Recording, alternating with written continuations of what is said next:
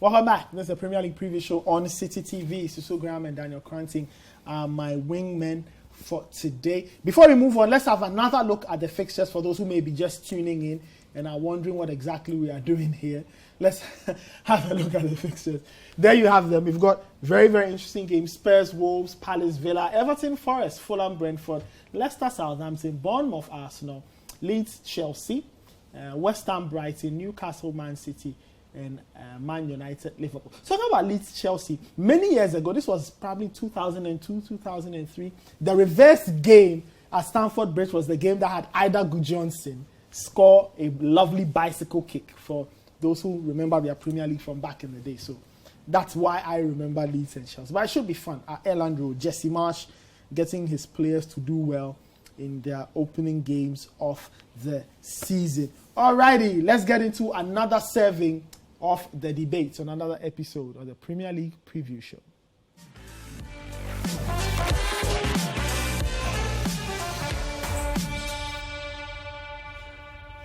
All right, welcome to the debate on the Premier League Preview Show. We are back at Old Trafford. It looks like this season we'll be spending a lot of time at Old Trafford because Man United's problems don't seem to be going away. But if you believe the reports coming from Europe, and if you believe some of the transfer ITKs or the people in the know, Man United are set to be close to bagging Brazilian midfielder Casemiro from Real Madrid. I don't know whether it is true or not. Maybe Daniel knows, maybe Susu knows. But we are asking, should that deal happen? Is Casemiro the right man for Manchester United? Is Casemiro the right man for Manchester United? There you have him scoring goals and goals and goals for Real Madrid. And Susu, according to the stories, he's on his way to... First of all, are there any truths to the rumor? It looks like it's about to happen, but I wish they had brought some videos of him, breaking up the play, doing some slide tackles. Well, this is not what he's coming to do. He's coming to control the midfield, Look, the truth is we've been complaining for years that Man United have not replaced Michael Carrick. Matic came in and did it for a bit of time. But here's Casemiro at the top of his game, one of the best number 6s in the world, and he's coming to Old Trafford. I can understand people's issue with the fee and the reported wages of close to 400,000 for a player who's 30. I understand. But that aside, it's a glaring need in the squad. They need someone to come and do what Casemiro does. And the truth is, even though Casemiro has this reputation as a hatchet man, someone who just breaks up the play, he's a fairly good passer. I think it's a very underrated part of his game. You see him left foot, right foot, switching the play, long balls, breaking the lines. He can do it all. He's not Frankie de Jong when it comes to progressing the ball because he doesn't run with the ball. But when it comes to moving the ball with his feet, passing the ball, he's very good at it. He's very underrated. Look, you don't play number 6 for Real Madrid for as long as he has if you can't move the ball. You don't go there and just do the basics. You have to have a bit of guile to your game. And I think he's a very underrated player. It's a problematic transfer because if you're in a rebuild, a 30-year-old taking that much money is a problem. But you have to look at it in the sense that in the short term, you are unlikely to get a better number 6 than that, if we are being frank. Because outside maybe Rodri, Fabinho, and a few other DMs in world football, you won't get better than this. He's definitely top 5 in his position.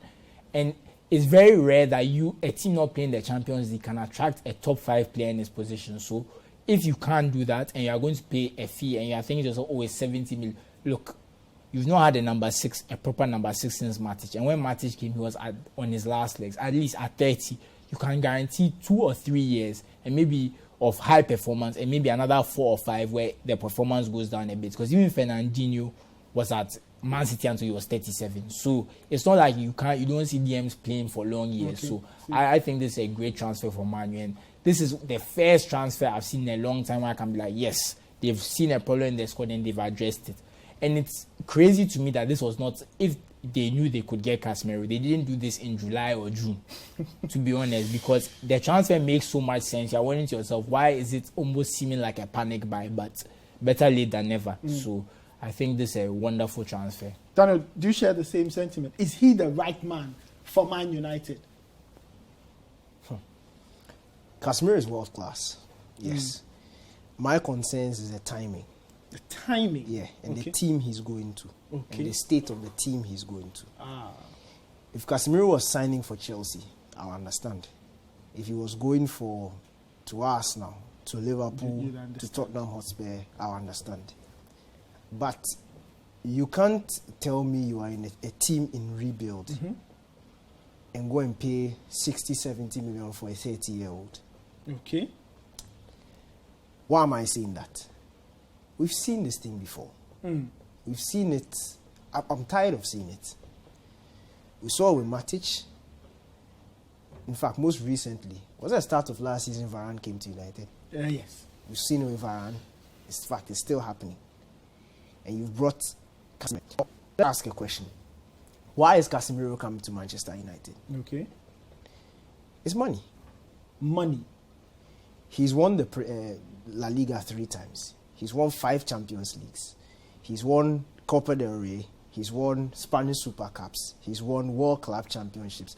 At club level, he's won everything. National team level, he's won Copa America. Yeah. He's done it.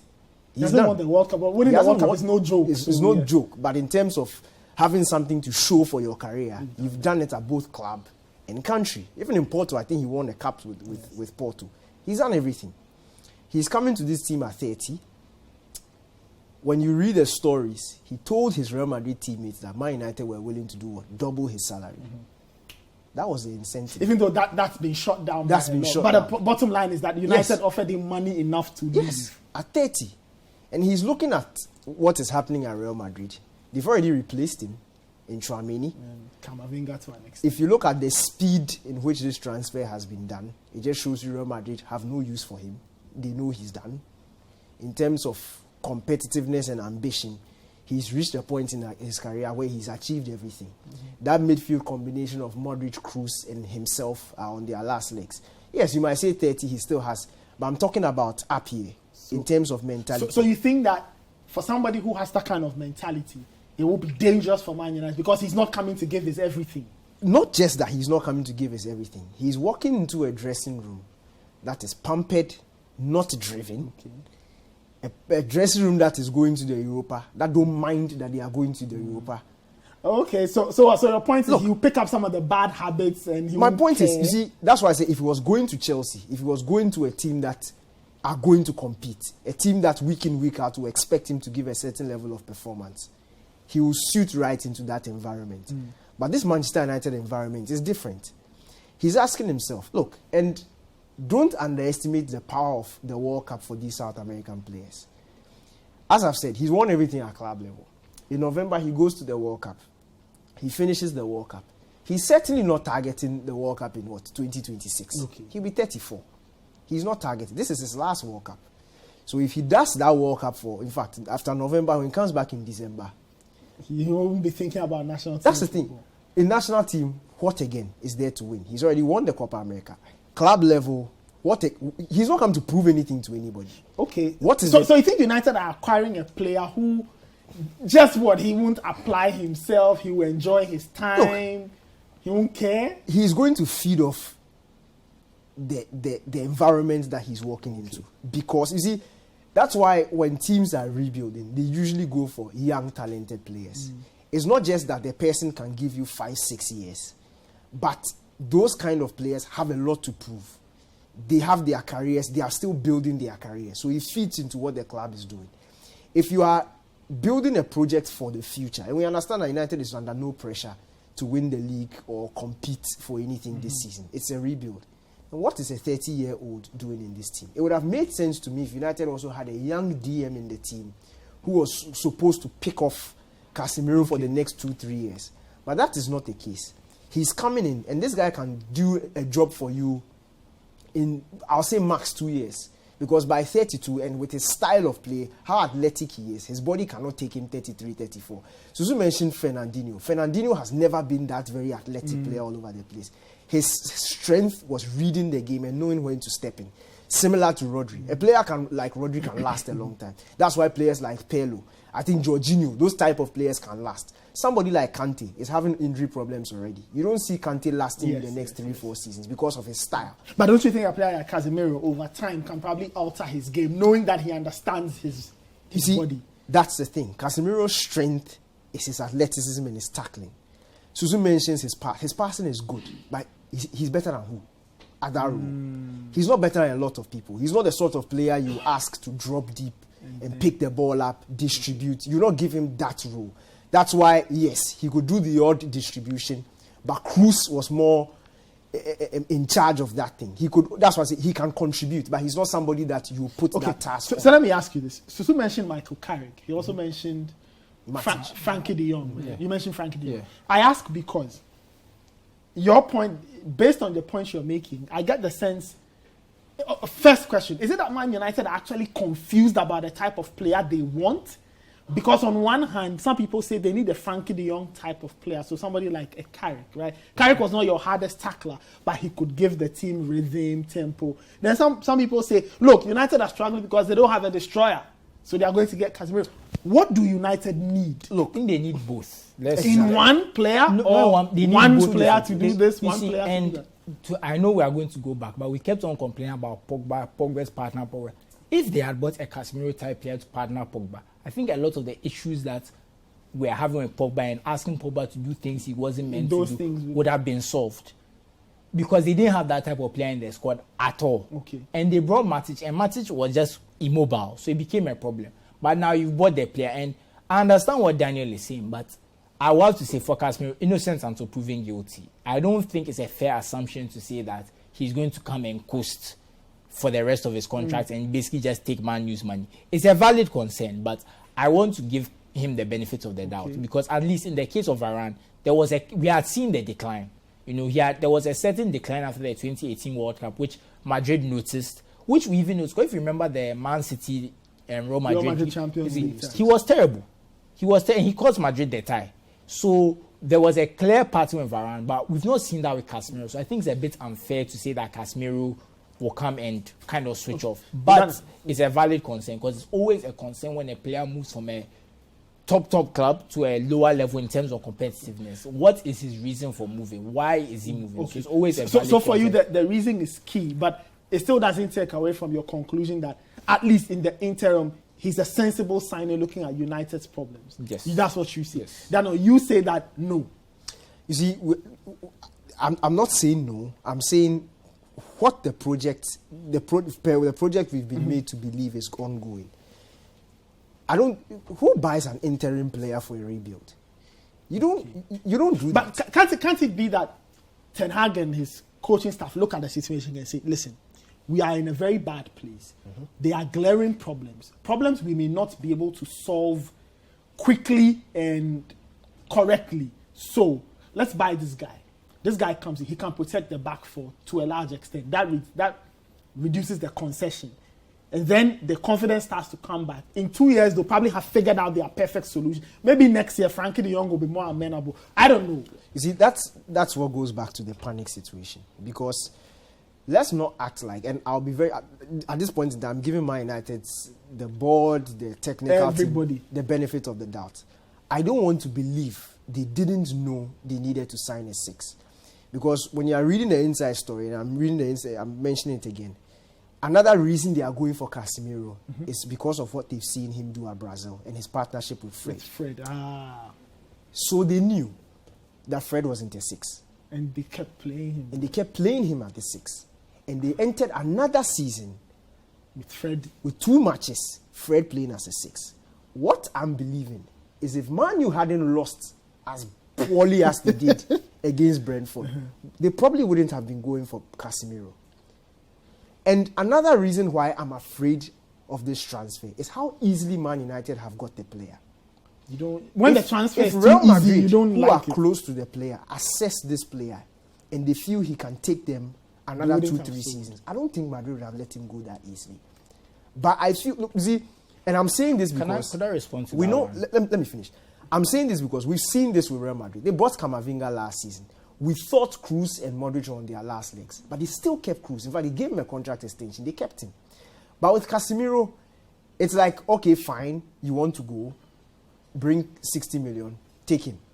And they are fine. It's been like what?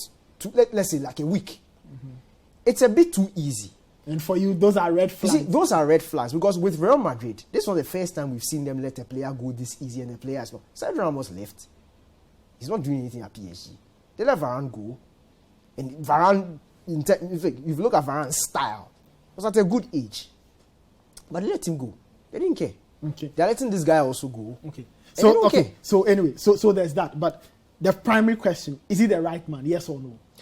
Is he the right man for this season? Yes. But I'm saying it again. Let's not analyze Man United like the normal team. And let's not analyze Man United per what common sense will do. Mm-hmm. Let's analyze Man United per what they have done. They have done. And if Man United is paying 60 million for Casemiro, then let's not lie to ourselves. They are not going to buy a DM next season. They are not going to buy a DM next 2 seasons. They are going to milk as much as they can from him. Okay. Before they let him go. Before they start to act sensibly again. Thank you. Okay. You know, I have to say, I would say the reason why is the Tchouaméni transfer. You've paid 80 million for a player who's going to come and compete.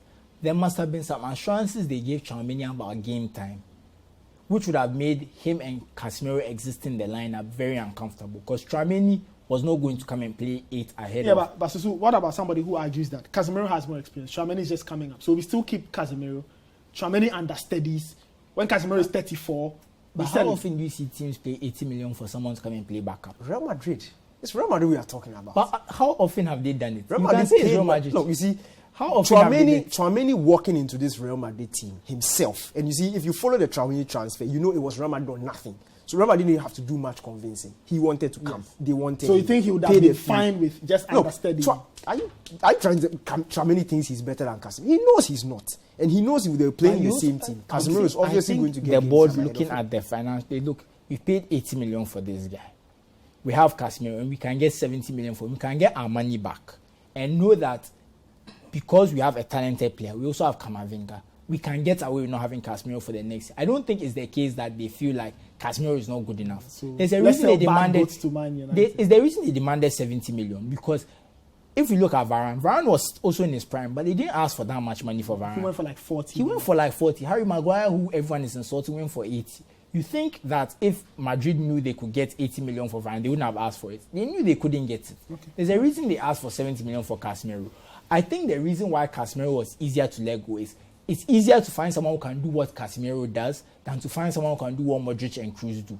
I think Modric and Kroos are specialists in a harder role, and it's more difficult to find people who can do that. I think Casemiro breaking up the play, doing the simple things, and keeping it ticking on the basic level is not that hard to find. I think that's the difference between Casemiro. The reason it's a big deal for Man U is Man U have not bought that player for donkey years. But other teams are finding players like that all the time.